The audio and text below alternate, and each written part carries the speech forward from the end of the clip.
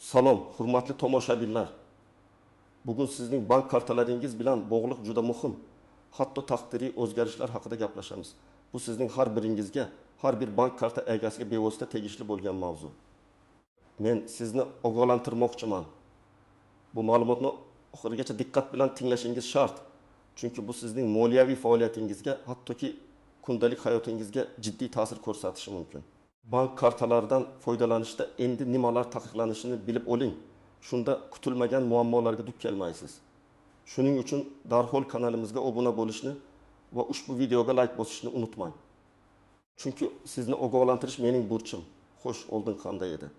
Biz bank kartalaridan pul o'tkazishda nisbatan erkin edik. Do'stimizga qarz berishimiz kerakmi? Muammo emas, bir zumda pul o'tkazamiz. Onlayn buyum sotib oldikmi? Kartadan kartaga o'tkazdik, hech kim hech narsa so'ramadi. Kichik biznes egalari, frilanserlar, hatto oddiy aholi ham o'z daromadlarini, hatto ularning manbai to'liq rasmiylashtirilmagan bo'lsa ham kartadan kartaga o'tkazish orqali qabul qilishga odatlangandilar. Bu tartib moliyaviy muomalalarni tezlashtirgandek tuyulardi. Lekin ayni paytda bir qator jiddiy muammolarni ham keltirib chiqardi. Soliqlardan qochish, noqonuniy tadbirkorlik, pullarni legallashtirish va hatto terroristik tashkilotlarni moliyalashtirish. Banklar va moliyaviy nazorat organlari bu holatni uzoq vaqt kuzatib bordi va endi bu erkinlik davriga chek qo'yilmoqda. Yangi qoidalar moliyaviy shaffoflikni oshirish va yuqorida sanab o'tilgan noqonuniy faoliyatga qarshi kurashish maqsadida joriy etilmoqda. Endi biz odatdagidek harakat qilishimiz mumkin bo'lgan holatlar butunlay taqiqlanadi yoki qattiq nazorat ostiga olinadi. Moliyaviy tizimda oq nuqta paydo bo'lishi kerak. Shunda har bir so'mning kelib chiqishi va qayerga ketayotgani aniq bo'ladi. Endi esa e'tiboringizni jamlang, chunki biz 5 ta asosiy yangi qoidani batafsil ko'rib chiqamiz. Ular sizning moliyaviy hayotingizni tubdan o'zgartiradi. Birinchi qoida: katta hajmdagi va muntazam P2P shaxsdan shaxsga o'tkazmalar cheklovlar. Bu nima degani? Siz do'stingizga, qarindoshingizga yoki biror tanishingizga katta miqdorda pul o'tkazganingizda bank odatda uning maqsadini so'ramasdi. Endi esa ma'lum bir summadan yuqori bo'lgan yoki ma'lum bir vaqt oralig'ida muntazam ravishda amalga oshiriladigan P2P o'tkazmalar avtomatik ravishda banklarning qattiq nazoratiga tushadi. Bu ma'lum bir summa va muntazamlik tushunchalari har bir bankda o'z ichki siyosatiga va moliyaviy nazorat organlarining tavsiyalariga ko'ra farq qilishi mumkin. Lekin umumiy tendensiya shuki, agar siz bir oyda bir kishiga yoki bir nechta kishiga jami 1 million so'mdan ortiq pul o'tkazsangiz yoki bir kunda 5 martadan ko'proq pul o'tkazmalari amalga oshirsangiz, bu shubhali operatsiya sifatida qaralishi mumkin. Kimlar xavotirlanishi kerak? Birinchidan, bu kichik biznes egalari, frilanserlar o'z mahsulotlarini yoki xizmatlarini onlayn ijtimoiy tarmoqlar orqali sotadiganlar. Masalan, Gulnora ismli ayol qo'l mehnati bilan tayyorlangan sumkalar sotadi. Uning har bir sumkasi 300-500 ming so'm turadi va u kuniga 5 ta shunday sumka sotsa, mijozlar unga to'lovlarni kartadan kartaga o'tkazishadi. Oyga bu jami 20-30 million so'mga yetishi mumkin. Oldin bu normal holat edi. Endi esa uning kartasiga kelib tushadigan bu muntazam va ko'p sonli o'tkazmalar bank tomonidan shubhali deb topilib, uning faoliyati noqonuniy tadbirkorlik sifatida baholanishi mumkin. Bank uning kartasini vaqtincha bloklashi va undan bu pullarning manbai va maqsadini tasdiqlovchi hujjatlarni, masalan, yat guvohnomasi, shartnomalar, cheklar talab qilishi mumkin. Agar Gulnora bunday hujjatlarni taqdim eta olmasa, unga jarima solinishi yoki hatto bank xizmatlaridan foydalanish taqiqlanishi mumkin. Ikkinchidan, bu do'stlari yoki qarindoshlariga muntazam ravishda katta miqdorda pul o'tkazadigan shaxslar, masalan, diyor chet elda ishlaydi va har oy oilasiga 11 million so'm o'tkazadi. Ulardan ba'zilarining jiyanlariga, boshqalarni ota-onasiga yuboradi. Har bir o'tkazma alohida kichik ko'rinsa-da, ularning umumiy hajm va muntazamligi e'tiborini tortishi mumkin. Bank undan bu o'tkazmalarning qonuniy manbasini va maqsadini tasdiqlashni so'rashi mumkin. Kimlar xavotirlanishi shart emas? Oddiy ish haqi oluvchilar, kommunal to'lovlarni to'laydiganlar, kichik do'konlarda kartadan foydalanadiganlar. Ya'ni kundalik ehtiyojlar uchun kichik va sporadicheskiy tarqoq to'lovlar amalga oshiradigan shaxslar uchun bu qoida unchalik dolzarb emas. Agar siz 1-2 marta do'stingizga 52 million so'm qarz qaytarsangiz, bu ham xavotirga solmasligi kerak. muammo tizimlilik va katta hajmlilik kombinatsiyasida. Ikkinchi qo'yda noqonuniy faoliyatda gumon qilingan kartalarni avtomatik bloklash. Bu yangi qo'yda jiddiyroq va sizni kutilmagan vaziyatlarga solib qo'yishi mumkin. Agar sizning kartangiz orqali amalga oshirilgan operatsiyalar bankning moliyaviy monitoring tizimi tomonidan noqonuniy yoki shubhali faoliyatga aloqador deb topilsa, karta avtomatik ravishda bloklanadi. Bu pul yuvish, firibgarlik, narkotik moddalar savdosi, noqonuniy valyuta ayirboshlash kabi faoliyat turlari bilan bog'liq bo'lishi mumkin. Banklarning maxsus dasturiy ta'minotlari endi tranzaksiyalarni tahlil qilishda yanada aqlliroq bo'ladi. Ular sizning odatiy xarajatlaringiz va pul o'tkazmalaringiz profilini o'rganadi. Agar siz birdaniga odatiy bo'lmagan, kutilmagan joyda yoki g'ayrioddiy miqdorda operatsiya qilsangiz, masalan, ilgari hech qachon ishlatilmagan biror xizmatga juda katta miqdorda pul o'tkazsangiz, bu qizil bayroq bo'lishi mumkin. Kimlar xavotirlanishi kerak? Firibgarlik sxemalariga tasodifan aralashib qolganlar yoki o'z kartalarini boshqa shaxslarga foydalanish uchun berganlar. Masalan, Jahongir ismli yigit internetda tez pul ishlash sxemasiga ishonib, o'z kartasini noma'lum shaxslarga tranzit hisob raqami sifatida berdi. Ular uning kartasiga kelgan pullarni darhol boshqa kartalarga o'tkazib turishni so'rashdi.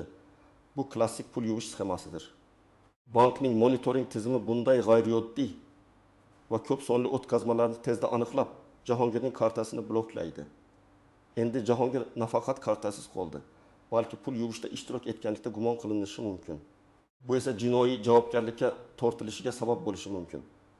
Yoki masalan, Sayyora qizi uchun internet do'kon ochishga yordam berdi va o'zining asosiy bank kartasini do'konning to'lovlarini qabul qilish uchun berdi.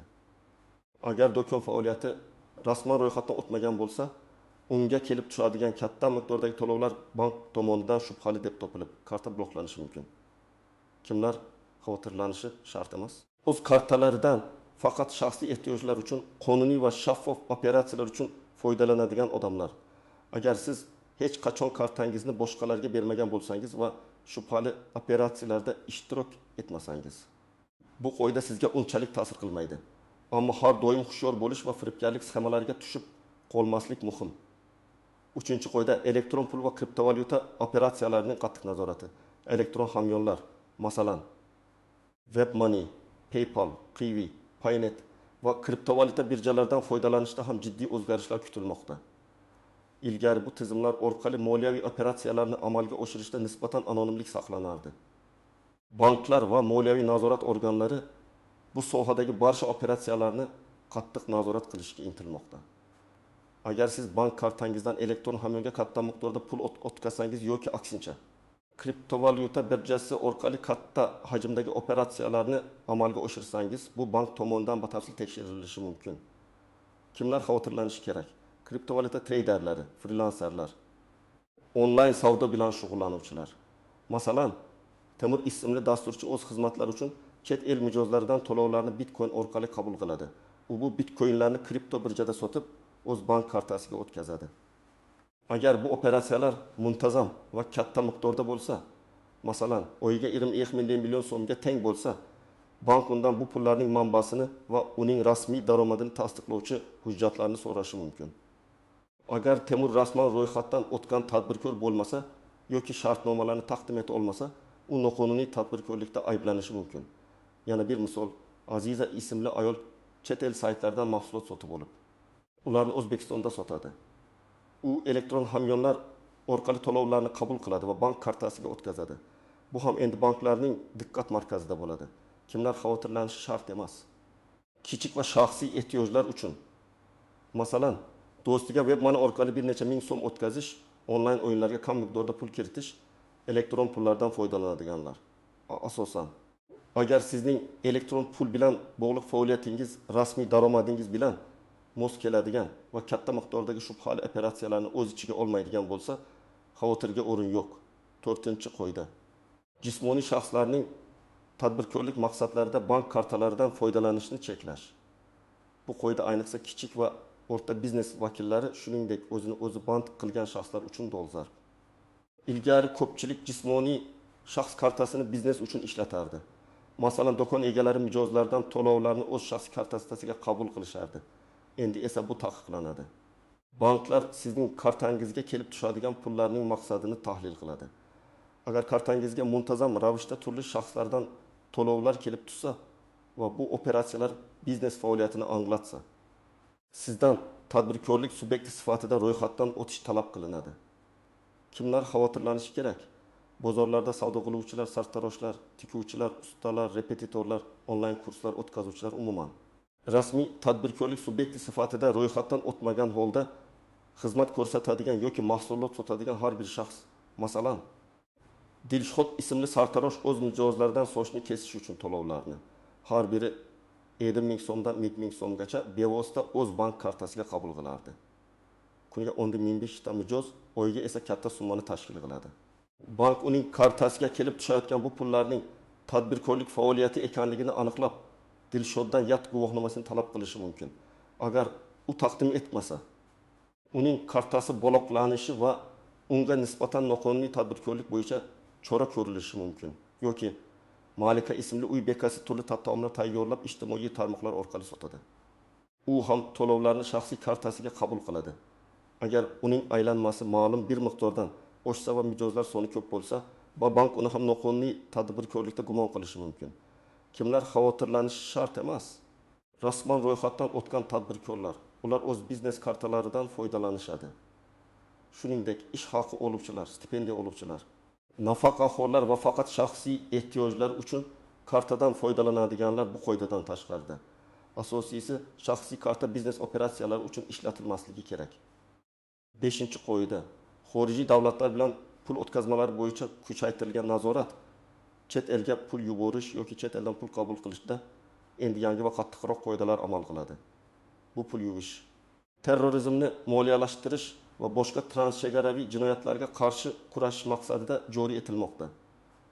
Endi xalqaro pul o'tkazmalari bo'yicha banklar har bir operatsiyaning maqsadini va manbasini yanada jiddiyroq tekshiradi. Katta miqdordagi xorijiy o'tkazmalar uchun qo'shimcha hujjatlar talab qilinishi mumkin. Kimlar xavotirlanishi kerak? Chet elda ishlaydigan migrantlar, ularning oila a'zolari, xalqaro frilanserlar, xorijiy kompaniyalar bilan ishlaydiganlar. Masalan, Botir ismli yigit Rossiyada ishlaydi va har oy oilasiga 5-10 million so'm yuboradi. Ilgari u bu pullarni har xil pul o'tkazish tizimlari orqali yoki hatto tanishlar orqali yuborardi. Endi esa banklar bu kabi xorijiy o'tkazmalarning manbasini va maqsadini tasdiqlovchi hujjatlarni talab qilishi mumkin. Agar bu pullar uning rasmiy daromadi bilan mos kelmasa, savollar tug'ilishi mumkin. Yoki Madina ismli dizayner xorijiy mijozlardan to'lovlarni o'z bank kartasiga qabul qiladi. Agar bu to'lovlar muntazam va katta miqdorda bo'lsa, bank undan xizmat ko'rsatish bo'yicha shartnomalar, ish haqi yoki daromadini tasdiqlovchi hujjatlarni talab qilishi mumkin. Agar Madina chet el kompaniyasining rasmiy xodimi bo'lmasa yoki frilanser sifatida ro'yxatdan o'tmagan bo'lsa, u ham muammoga duch kelishi mumkin. Kimlar xavotirlanishi shart emas. Kichik miqdordagi shaxsiy sovg'alar, oilaviy yordam pullari, masalan, chet elda o'qiyotgan farzandga oyiga 22 million so'm yuborish, rasmiy xalqaro shartnomalar asosida amalga oshiriladigan operatsiyalar. Asosiysi, har qanday xalqaro o'tkazmaning qonuniy asosga ega bo'lish va kerak bo'lganda hujjatlarni taqdim eta olish. Endi esa bu qoidalarning ayrim istisnolari, tuzoqlari va noaniq nuanslariga e'tibor qaratamiz. Birinchidan, katta summa va muntazamlik tushunchalari. Bu chegaralar har doim ham aniq belgilab qo'yilmaydi va banklarning ichki risk menejment tizimlariga bog'liq bo'ladi. Bir bank uchun 5 million so'm katta summa bo'lsa, boshqa bank uchun 10 million so'm bo'lishi mumkin. Muhimi, bir xil shaxsdan yoki bir nechta shaxsdan bir xil yoki o'xshash nomlar ostida muntazam ravishda kelib tushadigan pullar e'tiborni tortadi. Masalan, agar sizga har kuni bir xil manbadan 500 ming so'm kelib tursa, bu hatto 20 million so'm bir marta kelgandan ko'ra ko'proq shubhali bo'lishi mumkin. Ikkinchidan, banklar sizning moliyaviy profilingizni tahlil qiladi. Agar sizning odatiy daromadingiz 5 million so'm bo'lsa va birdan kartangizga 20 million so'm kelib tushsa, bank darhol savol beradi. Lekin agar sizning oylik daromadingiz 3 million so'm bo'lsa va sizga 10 million so'm kelib tushsa, bu normal holat deb qabul qilinishi mumkin. Shuning uchun daromadingizga nisbatan g'ayrioddiy operatsiyalar har doim nazoratga olinadi. Uchinchidan, rasmiy tadbirkorlik subyektlari YTT, MCJ uchun alohida korporativ kartalar mavjud. Agar siz tadbirkorlik faoliyati bilan shug'ullansangiz, shaxsiy kartangizdan voz kechib, alohida biznes karta ochishingiz shart. Bu sizni ko'plab muammolardan qutqaradi va soliqlarni to'lash jarayonini shaffoflashtiradi. Aks holda sizning shaxsiy kartangizdagi har bir kirim noqonuniy daromad sifatida baholanishi mumkin. 4-dan, ba'zi banklar moliyaviy monitoring mexanizmlarini ishga tushishdan oldin mijozlarni ogohlantirishi mumkin. Masalan, sizga SMS xabar kelishi mumkin. Unda katta hajmdagi o'tkazmalar haqida ma'lumot so'raladi. Bunday xabarlarni e'tiborsiz qoldirmang. Ular jiddiy oqibatlarning oldini olishga yordam beradi. Ammo shuni ham esda tutingki, bank xodimlari hech qachon sizning karta raqamingizning to'liq ma'lumotini, PIN kodingizni yoki CVV kodingizni so'ramaydi. Shubhali so'rovlarga javob bermang. Bu firibgarlik bo'lishi mumkin. 5-dan, naqd pul bilan operatsiyalar. Bu qoidalar asosan naqdsiz pul aylanmasiga qaratilgan bo'lsa-da, katta miqdordagi naqd pulni bank hisobiga qo'yish yoki yechishda ham savollar tug'ilishi mumkin. Masalan,